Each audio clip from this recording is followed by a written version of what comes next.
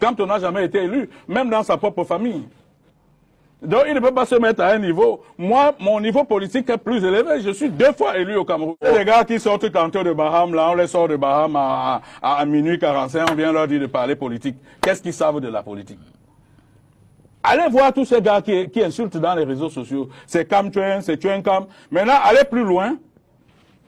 Tapez seulement leur profil. Vous allez voir que c'est généralement des gens qui tournent autour de 20 ans, 21 ans, 22 ans, 23 ans. Ils ne valent pas grand-chose. Qu'est-ce qu'ils savent de la politique? S'il vous plaît, vous parlez quand même au directeur de campagne de Camto. Ah, ben maintenant, pour vous mettre... on a vu la mobilisation à Douala, dans les différentes villes. On a vu la mobilisation à Paris. S'il vous plaît. Oui. S'il vous plaît. Vraiment. Permettez-moi de vous donner. Je vous donne 2 petits exemples. D'accord. Nous sommes arrivés en Gaoundéré, on avait à peine 200 personnes. À Garoua, on avait à peine 150 personnes. À Kribi, quand nous sommes arrivés à Kribi, vous allez d'ailleurs voir cette vidéo-là, où je suis avec Camto et il y a la mer non loin là. À Kribi, on n'a même pas fait de meeting. Oui, ben, écoutez, moi, ça ne m'étonne pas. Il y a à peine 10 jours, les gars ont créé un compte Facebook, un compte Twitter en mon nom, où ils me faisaient insulter le jeune Kabal Libi. J'ai été obligé de faire un voice pour dire que je n'ai pas ce type de compte Twitter. Mais en fait, c'est depuis que Camto est en politique qu'on vit des conneries comme ça. Ce sont ces gars qui font ça. Mais c'est eux qui font ça. Vous voyez, partout, ils sont les champions dans le faux, les champions dans le mensonge, les champions dans la diffamation, les champions dans la délation, les champions dans la violence, dans les insultes. C'est eux qui font ça. Ceux qui vous suivent, non, s'il vous plaît. Ceux qui vous suivent. Monsieur Dipita, oui. Je vous dis que ce sont ces gars. D'accord. Je vais vous prendre un cas. Il y a un là qu'on appelle Zuimento. On va pas citer. Il y a un, allez-y. Il y a un qu'on appelle Zuimento. Une fois, il a parlé de ma vie en donnant les noms des femmes qui sont les miennes que j'ai jamais connues dans ma vie. Vous voyez, les gens sérieux ne se comportent pas comme ça. Vous avez un autre à Paris qu'on appelle J. Rimingono qui soutient Camto. Curieusement, il soutient Camto, qui vous dit que Paul Henriking a fait ci, Paul Henriking a fait ça. Parfois, quand il raconte son histoire, j'ai l'impression qu'il parle de quelqu'un d'autre. Mais Paul Henrique, ce monsieur a dit, par exemple, non, je vais illustrer. Ça, c'est des petites illustrations que je prends. Dans l'une de ces conneries qu'il raconte, il a même osé dire que j'étais à Paris, il y a quelques mois, où je suis allé prendre de l'argent à l'ambassade, il y a quelques mois. Pendant ce temps, moi, j'étais à l'hôpital, hospitalisé au Cameroun.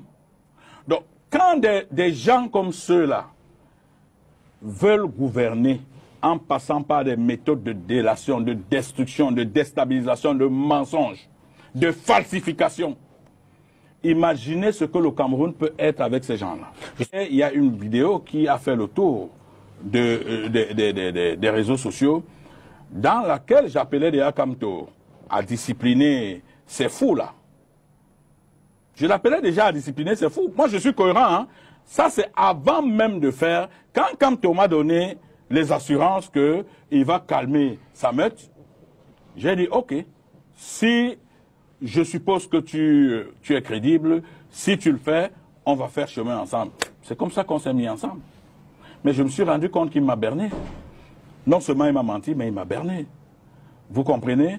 Mais lorsque vous allez à une alliance avec quelqu'un et vous en sortez avec une autre idée, surtout après avoir séjourné avec lui, pour découvrir que c'est quelqu'un qui devrait plutôt amener le Cameroun vers la perdition, qu'est-ce que vous faites? Vous vous accrochez sur lui?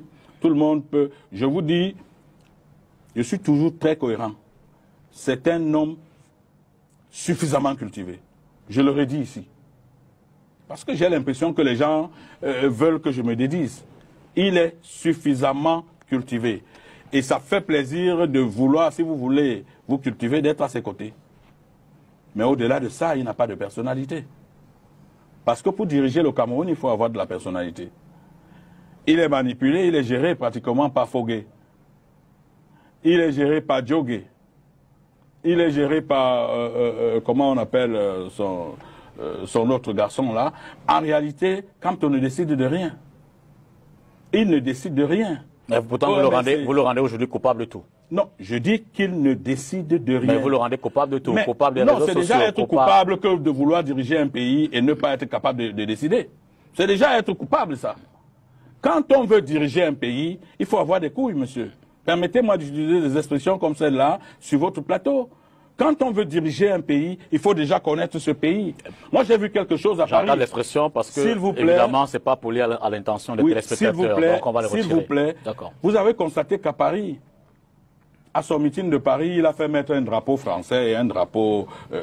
ça veut dire qu'il ne connaît même pas le pays, il ne connaît même pas comment fonctionne un État. Il n'était pas en mission officielle. Vous comprenez? Il n'était pas un officiel camerounais en France. Pour se faire mettre un drapeau français et un drapeau... Personne ne s'est aperçu, personne n'a vu ça. Les gens qui savent comment fonctionne l'État savent que vous n'avez droit à ce type de décor que si vous êtes officiel camerounais. Quand tu es allé faire son one-man show à Paris, il n'avait pas besoin du drapeau français. Et c'est du président élu. Côté. Non. Je vous ai dit, je vous parlerai de cette affaire de président élu dans mon livre.